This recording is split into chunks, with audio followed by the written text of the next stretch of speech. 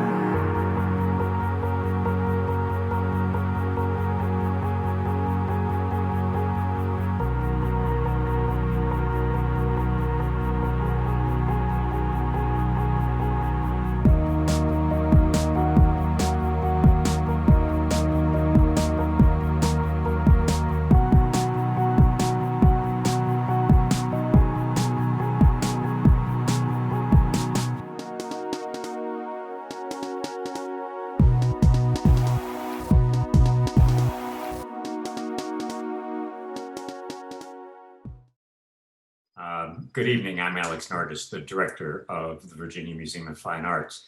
And if that installation didn't move you, I got to see it in person with the scaffolding and the artist up on top of the scaffolding for that whole time. And let me tell you, I've been doing this as a director for almost 40 years, and I've seen lots of artist installations, exhibit installations.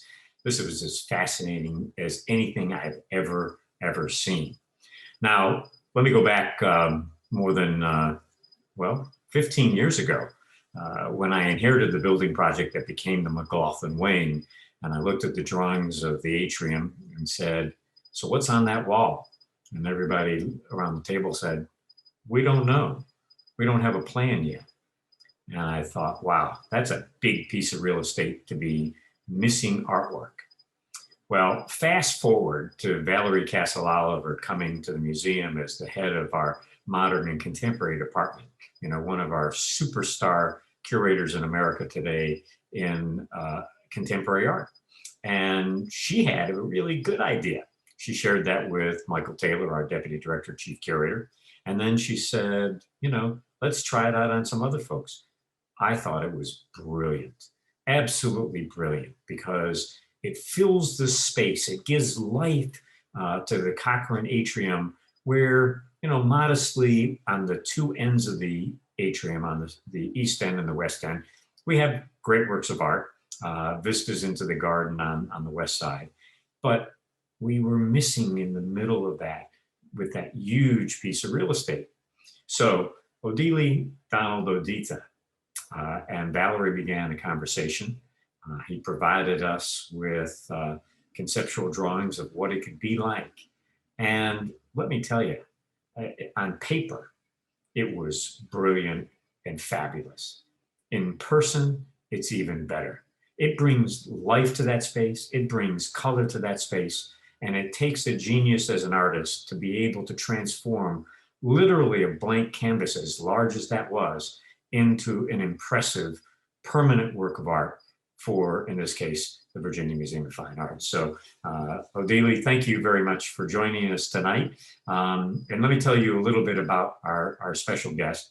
And Odili was born in Nigeria, but came to America as a 2-year-old, and has lived and worked in this country, our country. He's an American, obviously, and was able to obtain a BFA from Ohio State University and an MFA from Bennington College. He's worked as a critic, an editor, and a writer for art publications and for Yale University. He's taught at the University of South Florida in Tampa, at Florida State University up in Tallahassee, and he's done site-specific, both temporary and permanent installations like ours, and ours is permanent. He's done those at the United Nations, the Federal Courthouse in Orlando. His works also have been installed at the Birmingham Museum of Art, but then he is in the collections of places like the New Orleans Museum of Art and the Nasher Museum of Art in North Carolina. Tonight, we welcome Odili Donald Odita. He's going to do a presentation and talk about his work. And then we're going to have Valerie join us, and they'll have a conversation. And then we'll open it up for questions and answers for everybody, because I'm sure you'll have lots of questions for our guest artists. So welcome, and Odili, thank you for being here tonight. And we are just delighted to have your magnificent work of art as a permanent installation at the Virginia Museum of Fine Arts. Thank you for your invitation to present the work in your museum, as well as the ability to be able to talk this evening with everybody here. So I actually want to start the talk here, and I'm going to end with speaking about the installation at the museum itself. This image is of a group called the Zaria Art Society. They were founded in 1958 in Nigeria in the Fine Art Department of the Nigerian College of Arts, Science and Technology, which has been later renamed the Ahmadu Bello University in Zaria.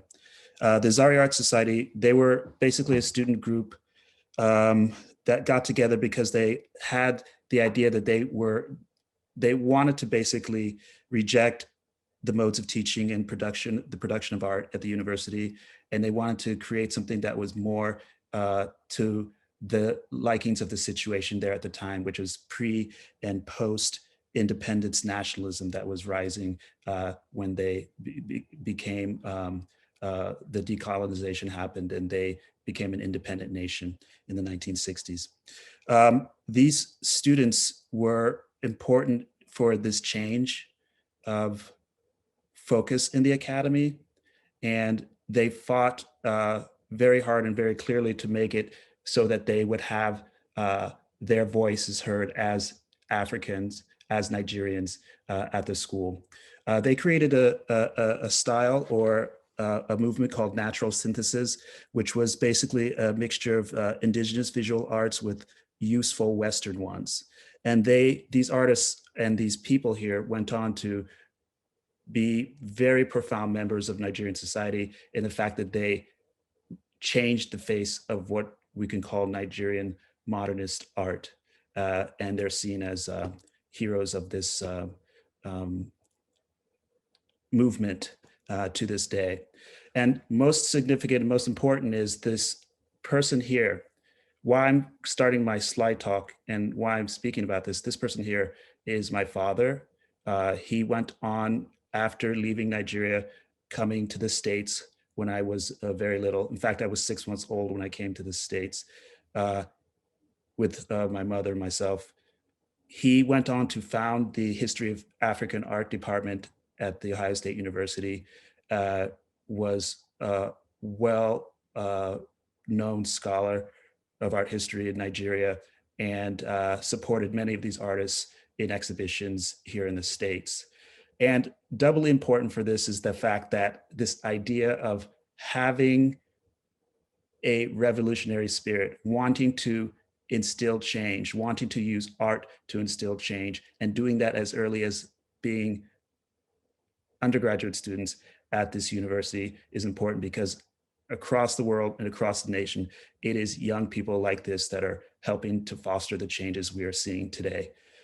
So yes, my father was a painter, printmaker, and an art historian.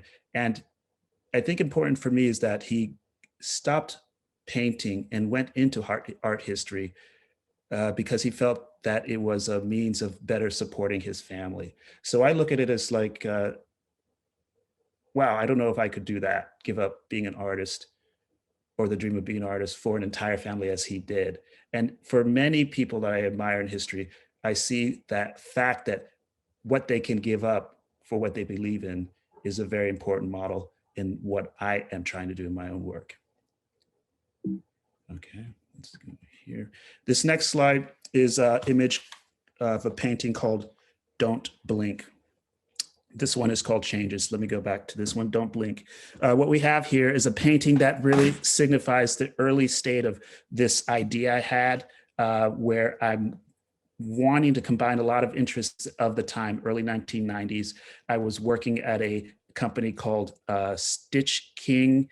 I was learning how to use the computer. We were working with programs like Photoshop 1.0, Adobe Illustrator 1.01. We were at the beginning of desktop publishing. We were looking at the phenomena of the internet as a space where information was free. And it was kind of post-cinema, post-modern painting, in the sense that we were looking at the world of painting as a dead space or an end game in New York. And I'm starting to fuse a little bit of my own experience as an African and being raised in the States as an African in these paintings. This next one, go here again. Changes. In this painting here, it illustrates essentially my ideation of what I was trying to do. What I was trying to experience was in the paintings was a sense of the dual reality I was experiencing living in the States, being American in the sense of experiencing or living the American experience, and being Nigerian in America, and having to contend with both realities, the physicality, the consciousness of both realities at once. So if you look at this painting and you see, like, say, the yellow, and you imagine that the ground, let's say the foundation of this painting is yellow and everything is painted on top of the yellow, then you have one reality. If you're then say maybe the foundation is this dark blue, then you have a different consideration if everything is on top this foundation of blue. What if the reality were this lighter blue?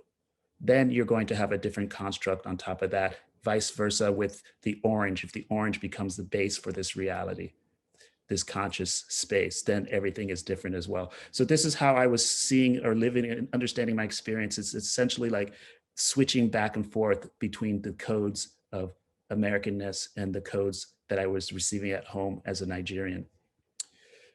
So that was work I did after graduate school, after leaving Ohio State, after leaving Bennington College, came to New York. And I was doing that for a couple of years, and then I stopped painting. I felt for myself, the paintings weren't hitting the space and the place of mind that I wanted to be at. So then I met this person that knew my father, Scoto.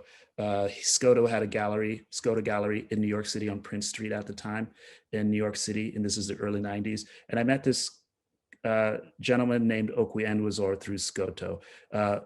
Scoto knew I was starting to curate and write about art. He introduced me to Okwe Enwezor because he had started his magazine, Unka, Journal of Contemporary African Art. And through Unka, I started working with Ike Ude, who started a Rude magazine, which was more of a style, culture, fashion magazine.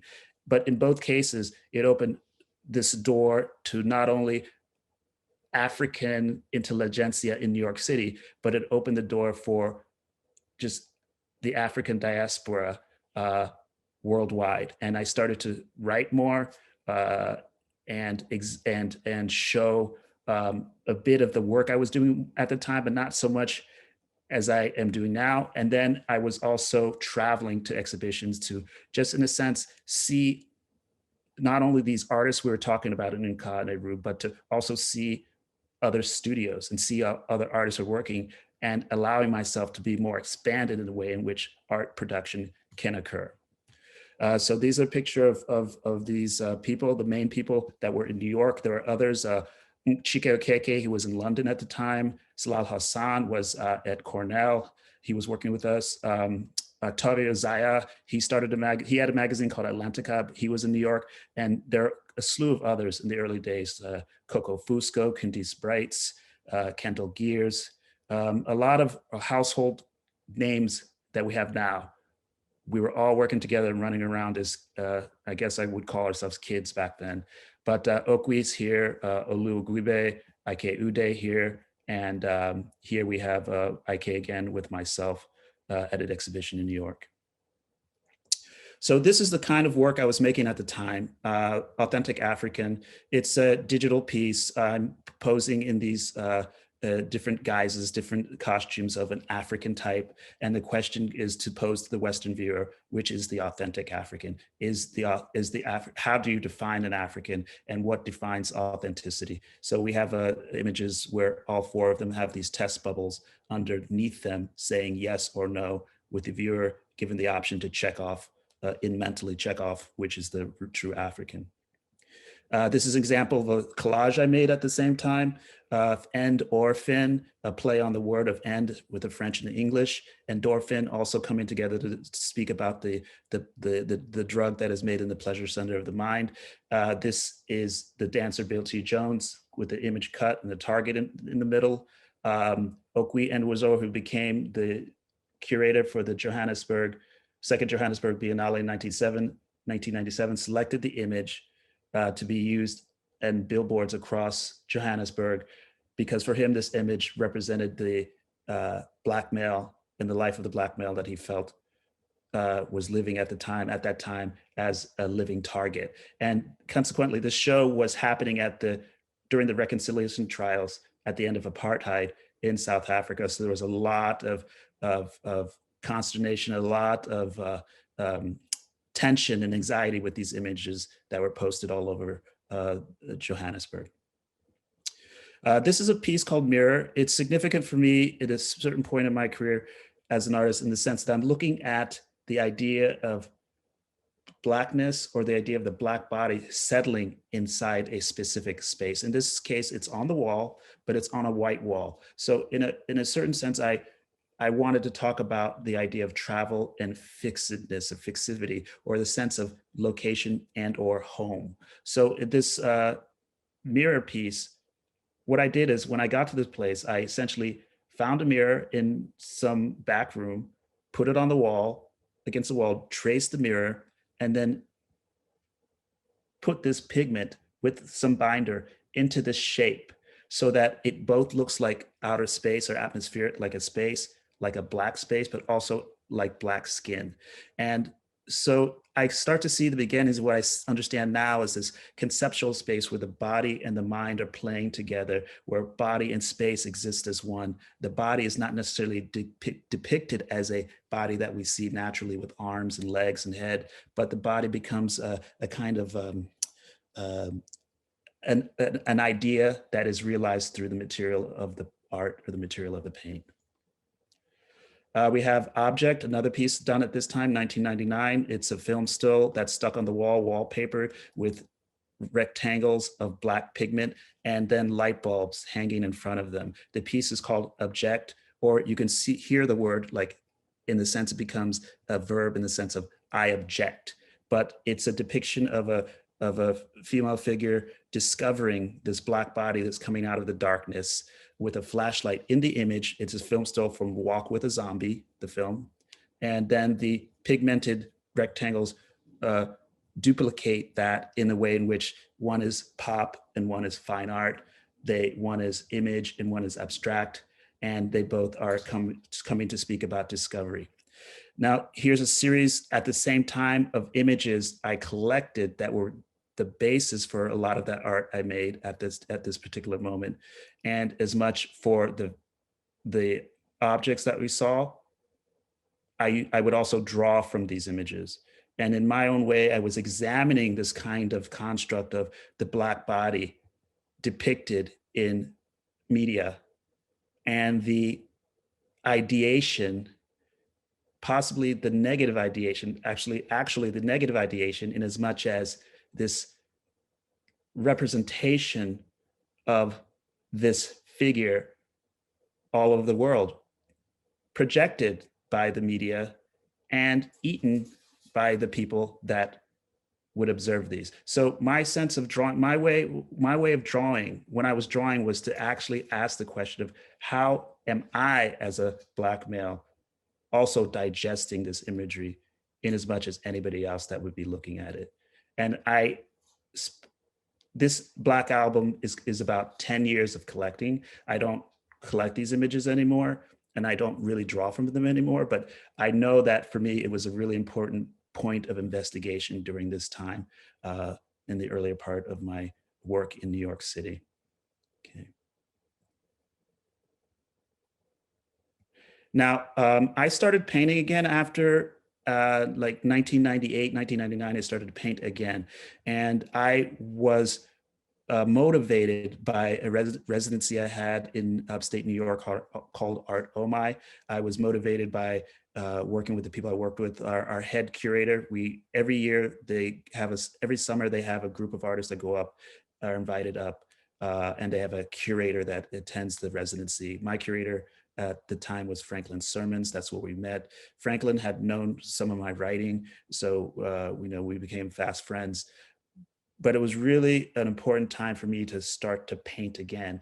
And after all the experience I've had with traveling around the world, doing all the writing and all the curating that I was doing at this time in the 90s, working with the Nka group, with the Erud group, what I learned from seeing all these different artists in their studios was a simple fact of, because I stopped painting, was a simple fact of why not paint? Why not paint as well? And I had stopped painting because of the question that is asked of artists working in the West, that are asked of artists that are asking serious questions about painting in the West. Why paint? And so for me, I came to that conclusion just by seeing so many people being free to express in the ways that they wanted to, that I didn't need to hinder myself because of academic questions that really came to an end at that certain time in my life. So I would start to make paintings again. And in this show that I did in 2006, I painted something on the wall. I was encouraged by the gallerist, Jack Shaman, to paint this on the wall. It was seen by Rob Storr. He became the head of the Venice Biennale in 2007 and selected me from seeing that work to do this installation in Venice, the 52nd Venice Biennale in 2007. This essentially opened a lot of doors of opportunity for me, not only in the fact that I was able to meet a lot of the artists that were there. At the end of the hall, you see Sigmar Polke painting. On the other end of the hallway was work by Nancy Spiro, two amazing artists. There were other great artists in the show. I was able to, I hung out and spent a lot of time with Steve McQueen, and he gave me a lot of advice. I learned a lot of things from him at the time. But what was really important was to see and understand the potential of painting in this way, in a space, and understand the nature of the space itself and why I wanted to put this kind of work in here. This not only consists of the walls that we see here, but the upper part above the lights is another part of the installation, which are pigmented shapes that I wanted to echo the kinds of buildings and structures I was seeing in Venice, on the Vaporettos, in the canals. And this space, I understood it in that way, that this was my canal space, my waterway space, my access space from point A to point Z. And so I took opportunity of understanding the way in which, let's say for me, the painting on the wall represents the light that I would see on the water, the reflections of the building. And then it was a matter of just putting this together in a way in which it would simply work. There's a lot of construct that's happening in the painting that is a little bit too complex to go into at this time. I don't have the time to speak about it, but it was a really great process to work with and work through. During the exhibition, this is when I first met Ellsworth Kelly, and he said something really important to me. Both Sigmar Polke and Ellsworth said some things very important to me. Sigmar came to me and he said, and I was invited to speak to him through his assistant that I became friends with during the install of everything at the Biennale. And Sigmar said to me, she just said, you know, he was really quiet, talked a bit about this and that, and then said, it's really good that you're here. And I understood that in many ways in what he was saying, which was, you know, it's really good that you are here and your work is here. And then Ellsworth, he came to me after we were finished, and he said to me, my work is before the war, and your work is after. And again, a very profound statement for me that I take in many different ways, but I just was moved by the fact that he felt to say that to me about my work there. So after this, went to do an exhibition at the center, the Contemporary Art Center in Cincinnati. This installation was called Flow. And I began to experiment with different things, not only with angles and angulation and so forth, and movement and speed, but the way in which the building would speak to the art and the way in which the art would speak to the building. In this case, the atrium space, the main space has this, is a glass walled space. This building was designed, made by Zaha Hadid. So we have these walls that kind of become this thin barrier between the public and private space, and public space, but the quietness of the inside versus the speed and noise of the outside. And I wanted the work to reflect that kind of energy that I was receiving from looking as I was planning my drawings. And so many things happened that I understood the work was able to do within a space, including not only transparency and the doubling of a color in space, but also reflection.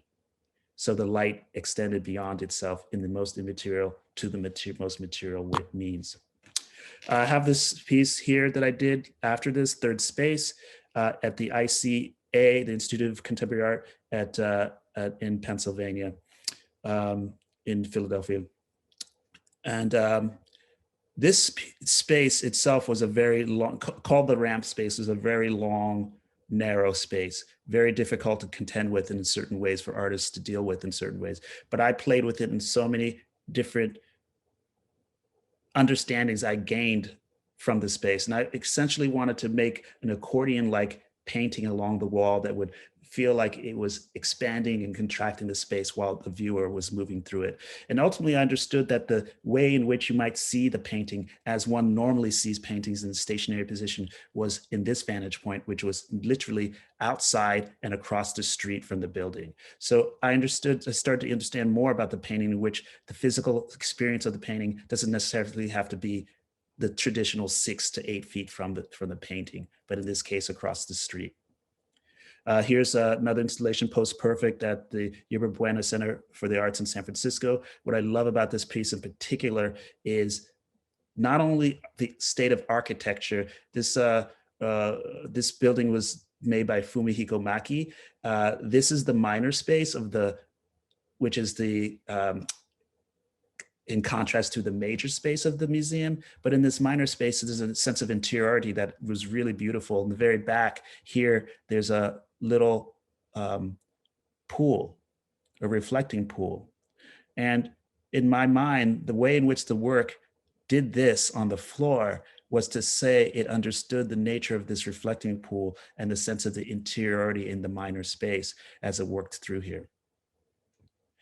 This is a piece called Up and Away at Princeton University. This was made in the dorms building, the Butler College, which is a dorm residency, a study center. And I wanted to make something that would help to expand in an intelligent and motivating way, expand the minds of those students who would be living here. Called Up and Away because in a sense, I was feeling like this is a space that is to nurture students and then to get them ready for the world.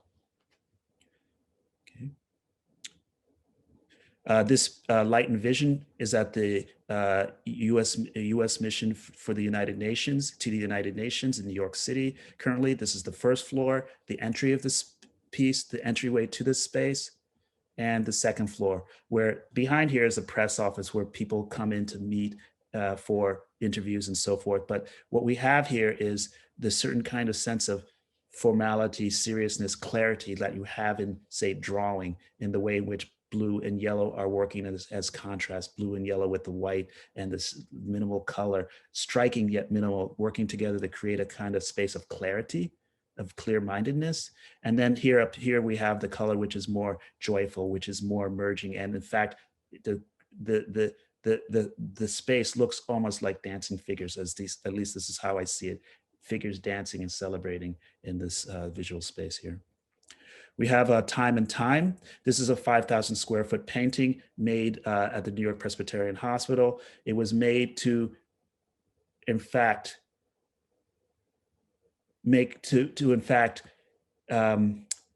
allow people I made it to allow people a certain kind of time and reflection on themselves. When they're looking out their windows, they would only see a part of the painting. I wanted to be able to make the viewer, and against this, on the other side of the space, were 4 floors, from the 3rd floor to the 7th floor, of hospital patients. 3rd floor, which would be at the ground level of this piece right here, were people in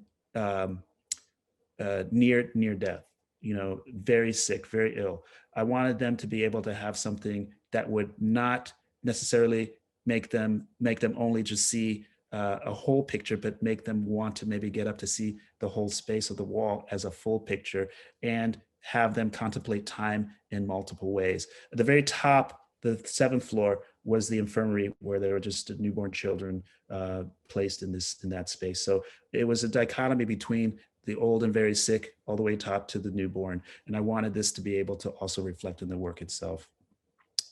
This here, Heaven's Gate, made at Savannah College of Art and Design. I was thinking a lot about the question, the title as a question, in as much as a concept. Why would heaven have a gate? There is on the top back part of a rendition of paint as flames going up to the tower here. These are the gate itself. The gate slips off this wall and is under here. And then here we have the colors of the Southern Cross fighting between the red and blue and the gray.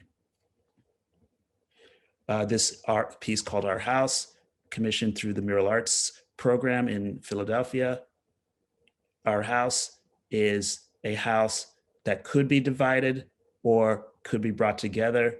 It's a question of, if we, as the people who own this house, want it to come together, then we have to be able to have the energy, will, and mind to do so. So this painting, like art itself, is a question. I always like the idea that art is an interesting question posed, and I like the idea that the viewer can participate and become part of the answer.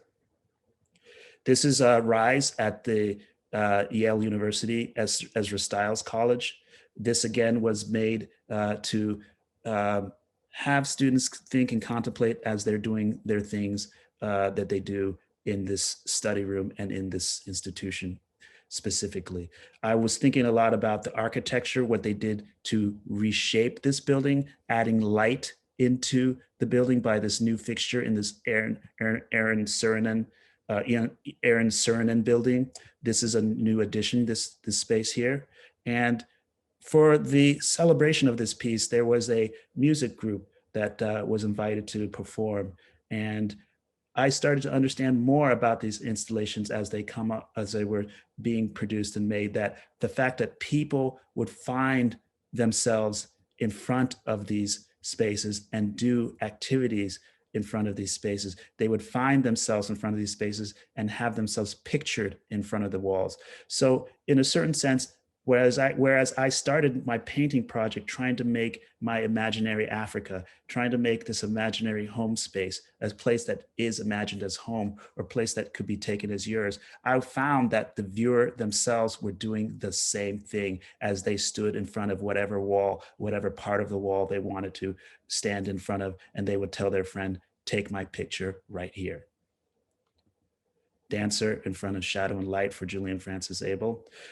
Julian Francis Abel was a student, the first first African-American student in the Graduate School of Architecture at University of Pennsylvania. He was a president of he was a class president of the architecture school at one point. He went on to work with this architectural firm, Traumbauer. He went on to make I think it's the Widener Library in Harvard and other buildings in New York City. And he produced some of the most monumental buildings at the campus of Duke University. But the legend and the myth is that he was never allowed to actually go to the campus itself because of Jim Crow laws.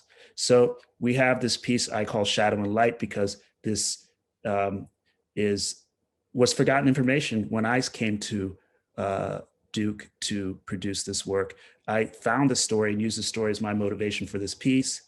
And it's an amazing story. For me, it was also incredible because of the connection between Philadelphia and Durham, only because of my being in Philadelphia, my finding inspiration and light in discovery of this architect, and then finding that there is a long history of misunderstanding of this architect and what he was able to produce at Duke University. This is a time bridge piece. What I like about this is that it looks like flags, and you'll see later why I'm bringing this up, but it looked like flags to me. And I just like the kind of the symbolism of the piece going across and spreading across this building. This is the second project I did for Duke University in Durham, part 2 of my work in Durham. This is a wall piece, Velocity of Change, at the Jack Shaman Gallery. And again, seeing the way in which people will find their space and get themselves documented in front of the space, it was very powerful to me. This piece called Constellation, made for the Cleveland Triennial.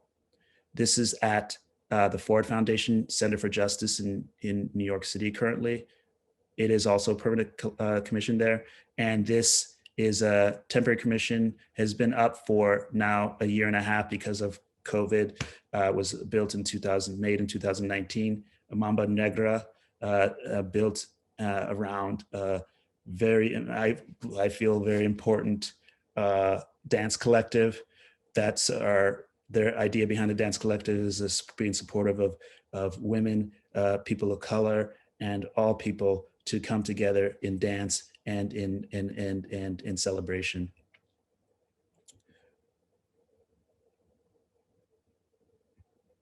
And then here we have these images from the Virginia Museum of Fine Arts. This is the start of the installation where they were starting to put the things together on the wall. Another installation shot with people walking through the space. And this, they're going to jump around because I'm not sure why it's doing this. But here we have my main assistant, Alan, standing across the space to take a picture of the install as it's being put together. And this is very important for me to remind me that I need to be very clear when I explain how big something is. When I took the original pictures, when I went to the space originally and took the pictures, I had to do the same thing Alan is doing to get a picture of the wall. I had to stand on the other side of the hall in another room and take the picture through glass. When I took my images in the computer, digitized them for my designer to help me with the drawing, I had the designer take away all the glass. So when I showed my drawings to Alan, we forgot to talk about this glass. We forgot the idea that, oh, you have to stand this far back to see the whole wall. And when they got there to start installing, he was like, oh my God, this is big, but I didn't know it was this big. And apparently 6 stories or so, or maybe 3 or 4 stories. You know, in the end of the day, the drawing I made for it was a drawing I wanted for it, and the drawing that I felt that had to be. Some of the tools we have here, apologize about the jumping images. We have this, and this. And then lastly, I love this picture, by the way. It's just beautiful. Lastly, we just have some paintings I'm going to go through that are depicting some of the ways in which my process has moved from discrete objects, paintings, into the wall works.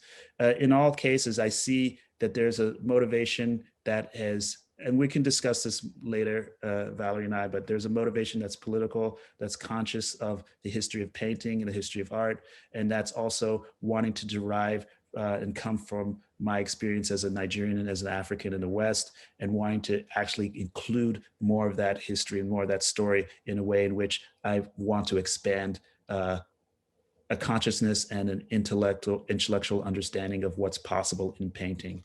And ultimately, that possibility that I'm trying to engage is the same kind of possibility that I'm engaging in the wall installations as well, where anything can happen, and anything can happen with the idea of what a painting can be.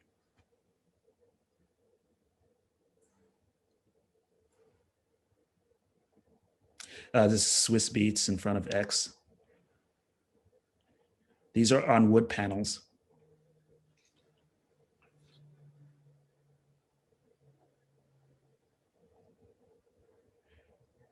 More recent work where I'm dealing with the notion of populism and fascism. And in these paintings are swastikas with color, and the pop color comes out of the notion of populism and popular culture.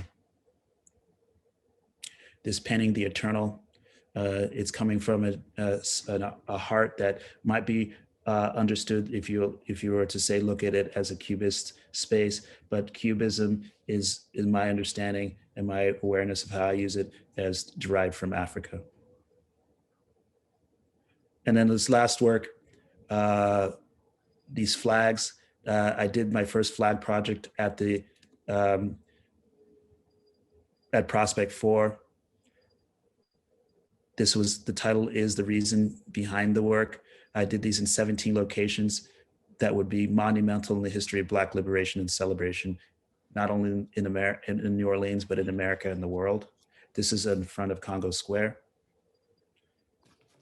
This is a piece that's up currently at the University of Houston. It started at Crystal Bridges Museum of American Art and traveled to the Houston.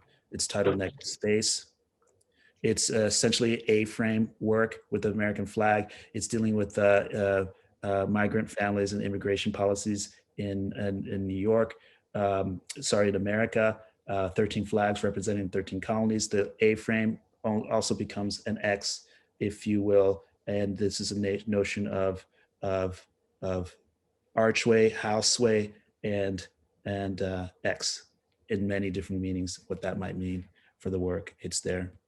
And then this last flag from periphery to center, up currently at Laumeier Sculpture Park, St. Louis, and Jet Ski Park, Ferguson. This is one of the 15 flags that is there currently. And then that's it for the slide show. Odili, thank you so much. You're welcome. A lot of talking there, a lot of images. It's a lot, but I think it was very important, and it's what we wanted for you to come and really frame your practice. I think oftentimes people will wonder why artists are selected for different reasons. And I think it becomes crystal clear in reviewing your work and hearing how you speak about your work, why it was important to have you come and why you were commissioned to do Procession. Mm-hmm. So I wanted to talk a bit about the process, because I think oftentimes you alluded to the fact that Alan was in fact wowed when he walked into the space after physically seeing the space from the renderings that you gave. You know, the process was a bit of a timeline for us. And so I think it's important to walk people through, because the work, we did commission you to do it. And it was a work that you did that is very site specific. And that is specific to our collection and to our museum. So you won't find this piece in any other institution. It is decidedly ours, very much like any of the other works that you framed in your talk. So let's talk a bit about what inspired you to create Procession in terms of drinking in our collection. What were you, I mean, beyond the substrate, beyond looking at the architecture itself, what goes into the composition how do you decide what the composition looks like, and the color choices for that composition? Right. I mean, I was originally motivated by the idea of I was thinking about Black quilt makers, and particularly quilt makers in Virginia. And I was looking at a lot of different references for just a kind of articulation of how I would just start the drawing for the work. That crystallized a bit more when I started to think about the color and referencing certain artists in particular.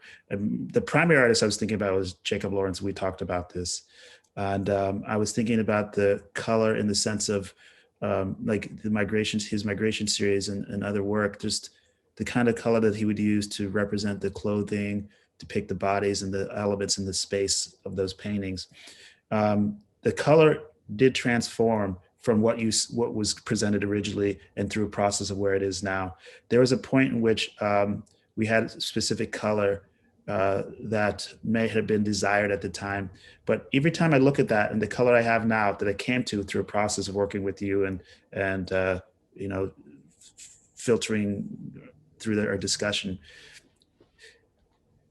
the colors that exist now are, I think, colors of light in this sense, and joy in this sense of what ultimately fixed my sense of what the installation would be was at this point where, you know, John Lewis is being commemorated after his death, and watching all this stuff that I watched where I'd see this story of this man who risked his life for this idea, you know, human justice,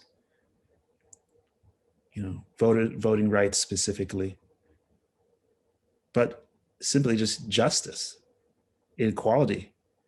And that the guy nearly lost his brain, lost his head a lot of times as a young, 18, 19, 20-year-old person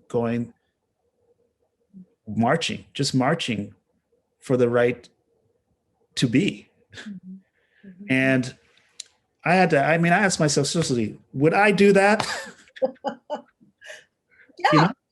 yeah, we find the extraordinary through the ordinary, Yes. how the ordinary person is used in the most extraordinary of ways. And, we all have our roles to play, but oftentimes it is the youth on the front line. And maybe that's the case because, there is a there's a fierceness. Just like in that first picture I showed, That lack of consequence, Yes. The people tend to know better, but or we're rendered with fear, let's say that. And so there's always been people on the front line, but I think your response brings up another element of this, which is that we started this conversation about the commission in 2018. Mm-hmm. And so you provided us with the drawing, the rendering in December of 2018, but it took to the August of 2020 to actually execute the piece. And Mm-hmm. there was so much that transpired Right. between the beginning Right. and when it was executed. And of course, not to mention, you mentioned the death and the passing of the Honorable Congressman. But there was also, the death of George Floyd, and Exactly. there was also a Exactly. series of protests that were happening. Exactly. And Odili, you alluded to the fact that the color scheme changed. And I couldn't use I just couldn't. I would have to throw myself in front of a car before using those colors I had selected the first time around. I just felt it. It was like, these colors are dark, and not in the sense of just like dark is bad. It wasn't about that. It's just I wanted something that would put light into that space and announce itself in a way with this incredible strength of positivity. And that's what I felt when I was watching and learning more about John Lewis's story and seeing what he put himself, as you're saying, as a youthful person with that vision for what could be, putting himself on the line for that vision. And not Martin Luther King has this beautiful saying about not waiting for the mediocrity of the status quo to find the right time to do the right thing, but Pressing forward. pressing forward. And even if it seems impossible, you know, Well, he has that saying, you know, let's make good trouble. right. Well, Yeah. John Lewis, Yeah. he's like, get into good trouble. Yeah. You know, and we at the museum as of late have been all about, the goodness of trouble. Right. You know, the fact that, if you're existing to fit in, that then it's really the wrong thing to do. It's art has the potential to become, a space for dialogue to take place, a safe place. I love this saying, a safe place for sometimes very dangerous ideas can happen in and among the art. And sometimes it's not a safe place, even the space of art is not the safest place in the world. There's never a safe place in the world, but art has the power to transform. It has the power to begin to erode away perceptions that people once held dear, because once you place things in front of the eye, you can never avert the eye. Art has the ability to seduce and to open one's self up. So I think the first thing that people are gravitated to in the work is the fact that people see and they look, and what you're creating within that frame, it's called Procession for a reason. And so we didn't get into why you titled it Procession, but I think in the conversations that we're having about the civil rights, and the conversation we're having about the movements of 2020, it seems like it does straddle this space between abstraction being about the aesthetic and the history of color theory and color movement and geometry, and where abstraction comes into play. But it also, the work, very much like your father, very early in the late 1950s, has a social dimension to it. Do you want to sort of discuss that more? Yes. I mean, for instance, there are certain kind of sections and fragments I built into the piece. If we could say, like, there's an upstairs, downstairs, or A-B quality that's happening across the piece, because in fact I see the piece actually going through the space in a direction, starting where that last image I showed with the children in the booth space around that curve. To me, it looks like even a drum, or it has this kind of quality of that sort, but it's the beginning. And then all of a sudden there's a point of like a beacon point, the tallest part of the work. And for me, actually, I look at it as a very figurative, symbolic gesture of somebody holding a hand up with a torch in their hand, or with some kind of light, a light to light the march forward, to light this march in this direction. And then there's a play of this expansion and contraction. In a sense, it could be the idea of groups of people, or the way in which people stretch across a space, or the undulation of the movement of a walk. And then that's where the A-B issue starts, where you have a certain particular coloration on one part, balanced by its yang on the lower part. So the piece kind of bounces up and down in this kind of movement like this across the space, all the way to the very last section, where it's scrunched, or I wanted to compact that space because it is referencing in a way like a horizon, in which that you see, when you see the information of people from a distance, they become like little pegs of information, of light and dark, of light and shadow, but they become the multitude, like this multitude that's expanding into the infinite forward.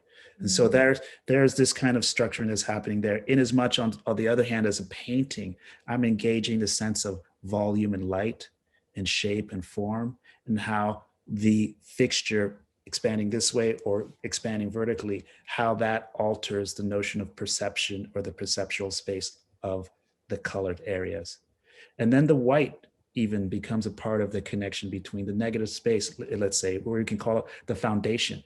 And this is something I'm thinking about more in the painting, whereas like this foundational situation of it being white and what the foundation, what that means. When an artist looks at a white piece of paper, it's kind of overwhelming, or a blank canvas. It's essentially an overwhelming space. It could be an all-consuming space.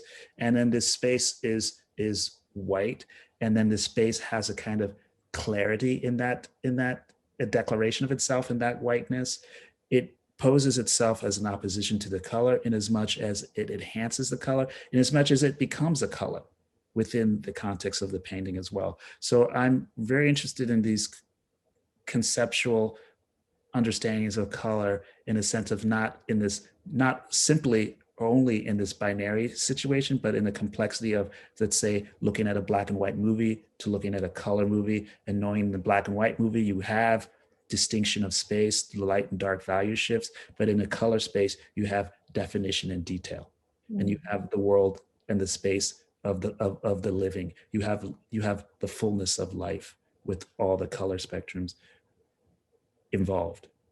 So there's this conceptual aesthetic situation that I'm dealing with, which is very Western, but I'm wanting to bend that as well into this consciousness I have, which is through my parents, my mother and my father, and this understanding of not only Igbo-ness and Nigerianness, but this, and it's hard to say this, I don't want to say Africa as one thing, but really a consciousness that comes outside of, say, a full Western dictate. I'm interested in the cosmology of, like, say, a Nigerian consciousness and how that filters into the whole continent in a way in which there are many different ways of looking at life, but it's not only and singularly a Euro-American way of looking at the world. Right, and we talked earlier about this notion of African systems. And when you came in 2018, we had on view cosmologies from the Tree of Life. Mm-hmm. So it was the quilters of G's Ben as well, that I think you were also reviewing that work and looking at that work. And you made mention of this idea about modernism and not always looking at things through the Western lens. And one of the things I found really intriguing about the quilts themselves and about work in general from the African-American South is that it gives us another origin story toward modernism. Absolutely. But this is the whole misunderstanding. I'm sorry to interrupt you. That's, to me, gets me going, because it's the whole misunderstanding of Black art. I mean, I look at it as like, it was always seen in the modernist space as second rate, because it's seen as invention after the fact, invention after Western or consciousness. But in fact, it's not understanding the specificity of or origins of this voice, of the use of these symbols, of the use of these figures, of the use of this context. It's not at all looking at it as an original space, but in fact, it's looking at it as a derivative space, you know? And that's just, not only false, it's just not even intelligent. Right. Well, it's also about color. It's also about form and geometry and movement. And there is this sense of movement and geometry that happens, and it is fostered through color, the dynamism of color, placing, color combinations next to one another. Absolutely. So it's not only Albersian, but it's to me, it's like I'm engaging mythology, stories of African stories I've heard through my father and so forth about the cycle of life, things of this nature. The idea of, as you said, rhythms of movement and math, the cosmologies, but also just of systems that occur in daily life when you have the moon to the sun and then the moon again. And so there are so many things that are going into that, and how we can understand the idea of what does it mean to see something when we have light and we have shadow, because we can't have shadow without light, and shadow helps to define what light forms. Mm-hmm. So you need these things together to visualize anything, and then you have the birth of the world. And so I'm trying to think about all these things in an intellectual way, in a way in which it's to say, how do you reason the world, in as much as how do you imagine the world? Mhm. Yeah. Well, I want to begin to open it up to our audiences. But before we do that, I just wanted to say that, coming into the collection, I came in 2017, and I know John Ravenel is on the Zoom. I want to just send him a big shout out because he created such a wonderful place for me to come in and explore and to expand upon the collection. And one of the most beautiful things that we have in our collection is Drawing 541 by Sol LeWitt. And it is this notion of understanding drawing and painting and the monumentality of those things in a very different way. So just sort of to link that, to also understand, as much as we want and need to create other avenues into modernism, we do also nod to the modernism that we do know, which is those narratives, and that we are looking to expand and expound upon our existing collection through commissions like what Odili has done, and through the acquisition of works that, again, continue to expand the narrative. So with that, I think we can kind of open it up. I don't know, Odili, if you wanted to sort of comment on that, because it was something what Ellsworth Kelly said to you about me being, himself being pre and you're being post, almost as if you are working within a sort of framework and a trajectory around painting that extends and elongates the sort of trajectory and histories of painting. And so I wanted to acknowledge that there is a pre and there's a post, and that what we're endeavoring to do is to expound upon, to expand, these sort of dominant narratives, to say that there are other points and trajectories and origins to these, and we can bring these things all together, as you said, with the sun and the shadow. They're all actually one thing. And we just need to endeavor in being very holistic in the presentation of it all. Right. And with Sol LeWitt, which is so profound for me when I look at the work, is, people might say it's just conceptual. It's literally just written statements, and people perform the statements. But when you understand that nobody has the same, not everybody has the same body, everybody's body is different, then it's a matter of how does the arm extend from the lower corner of the wall to the upper corner of the opposite corner of the wall, from that space down again to the floor. So in a way, then the work becomes very individuated and very unique in the fact that everyone's body is different.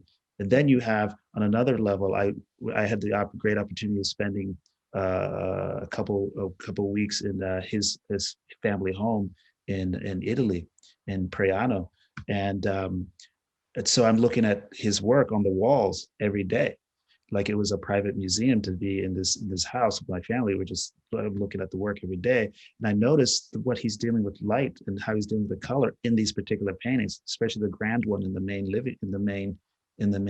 living area, and how he's understanding the specificity of Renaissance color and light, and the use and staging of the color and light in those paintings.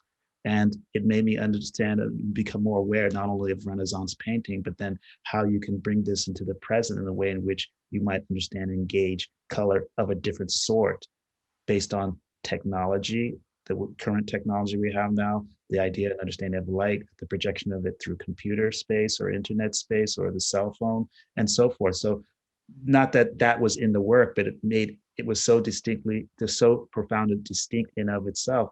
It made me become more aware of other things that can surround that notion or the ideation that he included in those paintings. So it was really just I got a better understanding of his work and of his mind, and how I was thinking of light and color and the shift of that within the space. That's amazing. So Izzy, I think we have some questions. Do you want to read them? We have quite a few, and so many wonderful comments, Odili, on just reactions to the work and how it's transformed the space. So I haven't seen it yet, and I hope to see it as soon as I get my shot. A lot of big thank yous coming from Virginia. So thank you so much. Just kind of a basic question. You know, you showed us so much of the range of what you work within. Just basically, how do you choose your colors? You even talked with Valerie about how you changed the color palette. So where do you start? From vibrancy to how the colors interplay? I mean, that can be a very long answer, I'm sure, but if there's anything you can share. Yeah, I mean, it's pretty mundane for me in the sense of just how I can visualize color in the sense of what I want to say. It's sort of like I love movies as a kid. I loved watching movies and a lot of TV and read a lot of comic books. And so I have a good sense of narrative and understanding the structure of narrative space, let's say. And I look at color as part of that kind of construction of things, emotional and so forth. I have this thing for me personally, when I look at abstraction, I find it to be very real. It's hard for me to, on a certain level, engage this Western idea of abstraction or what people call the abstract, because to me, it's like the very real. I'm looking at very real concepts, very real understanding of the world in a way in which it's abbreviated or the way in which it's attenuated and specified. When I look at figurative work, I'm thinking really the abstraction of figurative work, because it's so, to me, figurative work is so conceptual in the sense of you're literally making a representation of a figure. It's not a person. So it's like you're looking at an image, not the thing. And so it's in a platonic sense, it's like this further remove from a source, let's say. And so then it's like, okay, so this is not that thing that it's picturing, it's a ideation of it.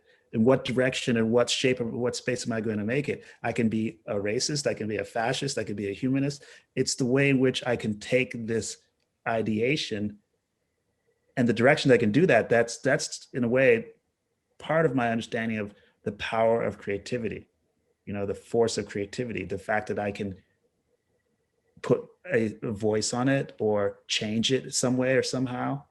And even the idea of representation in the most simplest fact then becomes something that's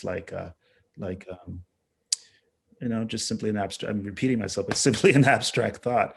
But for me, color is like looking at things around me and being inspired by. That's why I like to take walks. That's why I like to travel, looking at books, looking at things, being in places, being in situations, relaxing, and just seeing what's happening, and understanding why person's wearing that or has this next to them or put that on the couch, or why that carpet looks like that. And I think that's where what I learned all that is from my mother. My mother loved to shop for relaxing, and she would go to garage sales and things like this, and I would go with her. And I'd go to try to find comic books, but I would just go with her and look at stuff and feel stuff. And everything is kind of old. People don't sell their new stuff; they're selling their old stuff. So there's kind of this patina up to things, and that I think is where I learned the kind of the thing of things and this the feel of things. And so for me, color comes from all that sort of observation and awareness. Thank you. We did have a follow-up. Someone commented that when they were viewing the progression of your work, that the recent work seemed to have more black. So in your earlier work, there's less black showing up. Mm-hmm. So any particular reason or something, is that intentional on your part, or? Well, the only thing is it's materially happening. I mean, on the wood panels in particular, that's where it's happening the most. And in that space, I'm really, I'm challenging certain things of of physicality and illusionism, because there's an illusionism that occurs in those wood panels, but the illusionism is happening based on real things. First of all, it's the paint, and the paint is paint. The paint is paint, but the paint is also a means of creating illusionistic optical space. And then, so it's real and it's imagined. And then the wood pattern and the wood panel itself is real because it's wood. But then there's this opticality that happens through the kind of I would say the image and image consciousness, image and image consciousness, material and material consciousness that happens. You might look at a pattern and think of it as something else. It looks like a snake pattern, looks like snake skin, or the pattern looks like like stars in a dark night or something like that. So the imagination starts to take over a little bit and turns this physical material into an atmospheric space. So it's maybe like the wall of Plato again, or it's this idea of which is the real, which is the illusion, which is the real. How can both spaces become one and the same at the same time, in a way that they challenge each other and merge with each other. So there's this kind of metaphysical situation that's happening there with that blackness, that wood becomes Africa, that wood becomes dark night, that wood becomes a spectral night, like Van Gogh's Starry Night. Maybe it becomes all these things, and it's wood at the same time. And so that darkness is purposeful, in the sense that it starts to engine the mind to go to these different places, and at the same time stay itself. And I like that tension. I'm still playing with that a lot, where the idea of the body is coming in more into those pieces, in as much as the idea of the metaphysics idea of skin and material as art. We had quite a few questions about the wood grain, so I'm glad you were able to expand upon that. Yeah. That recent work was really interesting to people.